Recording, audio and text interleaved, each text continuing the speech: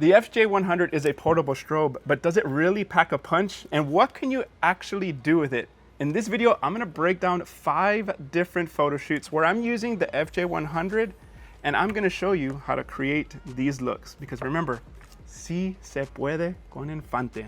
Let's break this down and let's cover todo el pedo. For this session, I wanted to use the Westcott FJ100 in the studio and show you how a small portable package can still get you fantastic results. And so for this light setup, what I did is I paired the FJ100 with the quick S-mount bracket version 2, and this gives me access to a Bowens mount. So let's say I have other modifiers that are Bowens mount, which in this case, I was using the Westcott Beauty Dish. I can simply attach it. And for this light setup, what I did is I used the Westcott Shorty extension arm because I wanted my lighting to be in butterfly light position. And one of the biggest issues is if when you're trying to do butterfly is that the light stand will be in the way. This just offsets it. Now, in order to create butterfly lighting, you just raise the light up above your subject, tilted down. And I had a Westcott eye lighter below just to fill in some light, because usually when you do butterfly lighting, underneath the chin gets relatively dark. Now, the question I got the most when I posted this photo online on social media, Facebook, Instagram, was what background am I using? It's an absolutely gorgeous background. This is the Antique Fuchsia. This is a printed X-Drop canvas background, and it works with the X-Drop Pro or the original X-Drop. And this background, just to give you a little context onto this photo shoot, is me and Zara had planned out this outfit way in advance. And when it was time for the photo shoot, I was like, oh my gosh, what color am I gonna use? I was like, man, I don't wanna just use white or purple. Like, what can I use? I've had that Antique Fuchsia for like 3 or 4 years, and oh my gosh, it was like the perfect timing. It's kind of just, it's funny how things just work out in the end, and I thought that the photos came out fantastic. Now, this photo shoot was the one I was most excited about, using the FJ100 on location for a portable setup. Now, I hear you guys all the time when I do workshops all across the country is, Eli, I don't like using flash because I don't want to bring heavy strobes, or I don't want to pack a lot of stuff. That's why I shoot natural light. So I wanted to see if I could use this for a portable setup. In order to do this setup, I did use the included tilter bracket that comes with the FJ100, and it does have an umbrella receptacle that goes right here. The umbrella I use fits in this little small package. Now, this easily fits on the side of your camera bag. You can easily fit 2 of them. And if you want to see more information about this umbrella, on the Westcott EDU YouTube page, I did do a video dedicated just using this. So this is what it basically is. It's a 24-inch umbrella with the diffusion. This is what it looks like when it's fully set up. Now, in order for me to make this a little bit more portable, what I used was a painter's pole adapter. So this little adapter here, you attach it to any painter's pole. So let's say you have a painter's pole just lying around and it's not doing much. You can buy this, attach the light there, and then now you have a small portable setup. So that's all I used for the entire session. The FJ100 in butterfly light position for the most part. Super easy, lightweight setup. Now, I do want to let you know that I was using an ND filter because, you know, with high-speed sync, you do get a little bit of a power loss. So I wanted to maximize and keep all 100 watts of the strobe. So the ND filter was a 6-stop ND filter. I stayed within my flash sync speed, and these were the results that I got with this portable setup. With that said, there is another great option. They have the Octa 15. I didn't have access to this softbox when I had the FJ100, but this one's really cool because it already has built in the twist lock mount. So that means it automatically connects to the FJ100. The FJ100 has a twist lock mount already on there. So let me just show you how it works really quick. Because let's say you're like, I don't want to have to use brackets when I use softboxes and stuff like that. So you just pull these little levers back, and this is the softbox that you get. Look how small and cute this is. Like, oh my gosh, look how adorable this is. And this is like 40 bucks, which is insane. And it comes with a grid, by the way. So if you're somebody that does events, quick on the go shooting, and you just want something even faster, you simply attach it with the twist lock mount here. Once it snaps in, and then boom, look at that. You can hand hold this and shoot with this. So if this excites you, make sure you subscribe to my channel because I am doing a video exclusively with this setup, and it's going to be released in the next, hopefully, week or 2, but stay tuned for that. On this next look, I wanted to show how you could use the FJ100 with the other ecosystem of Westcott. So let's say, for example, you have the FJ250s, or maybe you have 400s and 800s. You know, one of the questions I got a lot when this first released, I got DMs, was like, Eli, I want to get the FJ100, but what are some ways that I can use it, because I already have 250s and other lights from Westcott. But in this setup, I wanted to use it as a rim light for a little bit of pop.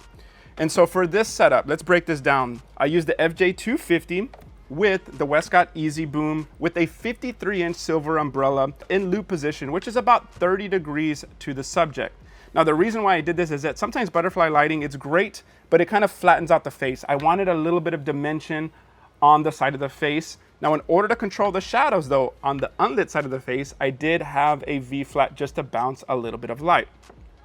Now, one of the issues when you do a setup like this with one light and you have the subject wearing shorts or their legs are showing is sometimes the legs can get dark or you get uneven skin tones. So that's why I added a 48 by 72 silver reflector to the ground at an angle so it can bounce some light back into the legs. Now, where the FJ100 came in handy was to be added as a rim light. If you've seen my work, you know I love that kind of editorial fashion look. And in order to give it a little bit more punch, I love adding a hair light or rim light whenever possible. So here, I added it behind the subject 45 degrees, bare, no modifier whatsoever, just hard light coming out, just to get a subtle hair light, but also to get a little bit of shadow dimension onto the ground. Now, this setup has been one of my favorites as of late. So if you're looking for something that's a good go-to setup, you can't go wrong with this 2-light setup. Now this shoot, oh my gosh, this is where I'm super excited now, because a lot of the times, like, this is a media day photo shoot for volleyball, and I know a lot of people want to get multiple lights, right? And they want to start adding and building their light system. And so at the price point of the FJ100, I think it's great if you want to just add extra lights. And so what I decided to do here is I decided to add a green gel with the twist lock mount. So that's what's cool about this, is that it's real easy to add gels to your strobes. And you can get it with this little creative pack right here. It comes with a bunch of other cool goodies and a bunch of other colors that you can do here. But on this setup, for media day, I'm using two FJ250s and FJ400, and I want to add a background light to just add some beautiful green color to the background. So what I'm doing here is I have an FJ400 in about loop position.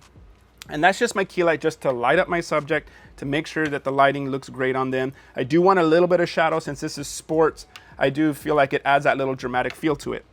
Now, opposite of that, in cross lighting, I have an FJ250 in a 1x3 strip box with a grid to control the spill. I just wanted to add a nice edge on the unlit side of the face or the side of the body. And then in order to add light to the smoke, so here I was using a smoke machine, so the smoke machine was going to add just a little bit of texture. I had a FJ250 along with the shorty extension arm so that it can go above the X-Drop Pro. I was using the X-Drop Pro, the black, so that I could tilt the light down.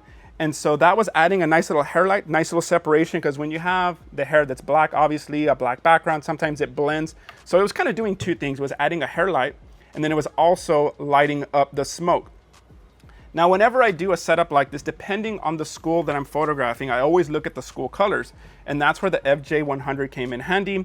The school colors here were green or yellow, so I went with green, and I added it behind the subject, pointed to the background. So I wanted this subtle gradient, so just a little bit of green on the bottom, and then the black on the top with the smoke. Now, if you're somebody that's maybe getting into media day or sports pictures, man, this recipe, this light setup has been my go-to whenever I need something quick, but get great straight out of camera results. Because a lot of the times when I photograph these teams, they're giving me like 30 players. The coach is like, hey man, we need to get this done quick. And of course, the players, they want something that looks cool, right? They don't want just a standard photo. Nothing wrong with that, right? I still do the standard stuff because they got to do sponsor posters. But if you're somebody that wants to do sports media day and you're looking for an easy go-to setup, man, make sure you save this one because it is freaking awesome. On this last session, I'm doing a client session. Look how cute this is. This is a birthday session. It's twins. And I wanted to use the FJ100 and showcase it. You can use this with clients. Once again, you can use it in the studio. Let's say you're somebody that's just getting into Flash. And once again, you just want something small and portable. And these are the results I got. So I'm using a 43-inch white umbrella. And then if you're somebody that's also maybe on a budget, but you need a little bit more power, I was using the FJ400 SE, and I believe it's around like $220. It's a great budget-friendly strobe, and I used a 1x4 strip box with a grid just to add a little bit of rim light on the subject. And I think this is what excites me most about a strobe like this, is that I travel a lot. And those of you that don't know me, I travel all over the US. I teach workshops and I do a lot of lectures and stuff like that. And sometimes I have to travel with my gear, you know, FJ250s, 400s, 800s, and that's fine and all. But sometimes when I'm lecturing, I'm the one demoing, meaning I'm the only one shooting, the attendees are not gonna shoot. And so I just need a simple, small package to just demo my lighting.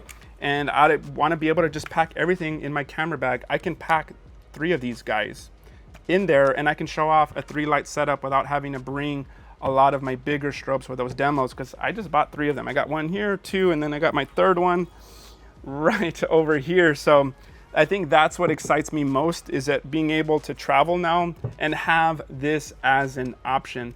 So let me know in the comments. First off, what was your favorite setup? I showed you 5 different looks. How are you guys gonna use the FJ100? Because there's so many different possibilities with this. Are you gonna use it outdoors? Are you gonna use it in the studio, color gels? Are you gonna combine it with your FJ250 or a 400 and so forth? So let me know in the comments, and thank you guys so much for supporting, and I'll see you guys on the next one.